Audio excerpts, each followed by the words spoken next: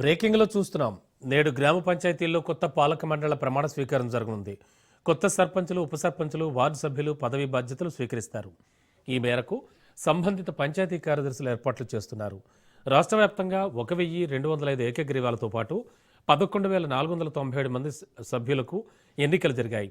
మొత్తం పంచాయతీ స్థానాలకు 12,702 మంది సర్పంచులు కొత్తగా ఎన్నికయ్యారు. వార్డు సభ్యుల్లో 25,848 మంది ఏకగ్రీవం కాగా 85,955 మందికి ఎన్నికలు జరిగాయి. మొత్తంగా చూస్తే 1,11,803 మంది వార్డు సభ్యులుగా గెలిచారు.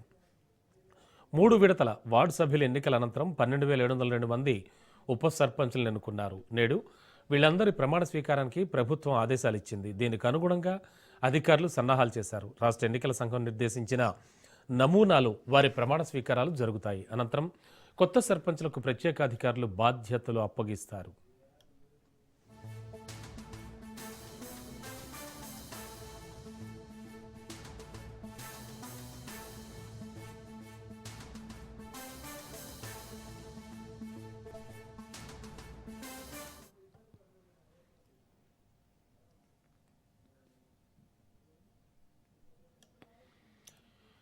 నేడు గ్రామ పంచాయతీల్లో కొత్త పాలక మండళ్ల ప్రమాణ స్వీకారం జరుగుతుంది. కొత్త సర్పంచులు, ఉప సర్పంచులు, వార్డు సభ్యులు పదవీ బాధ్యతలు స్వీకరిస్తారు.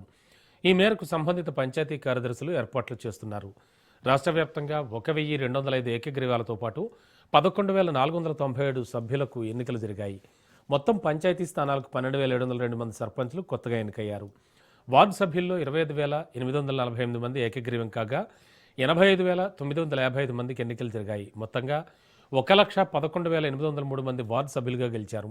3 విడతల వార్డు సభ్యుల ఎన్నికల అనంతరం 12,702 మంది ఉప సర్పంచులను ఎన్నుకున్నారు. నేడు వీళ్ళందరి ప్రమాణ స్వీకారానికి ప్రభుత్వం ఆదేశాలు ఇచ్చింది. దీనికి అనుగుణంగా అధికారులు సన్నాహాలు చేశారు. రాష్ట్ర ఎన్నికల సంఘం నిర్దేశించిన నమూనాలో వారి ప్రమాణ స్వీకారాలు జరగనున్నాయి. అనంతరం కొత్త సర్పంచులకు ప్రత్యేక అధికారులు బాధ్యతలు అప్పగిస్తారు.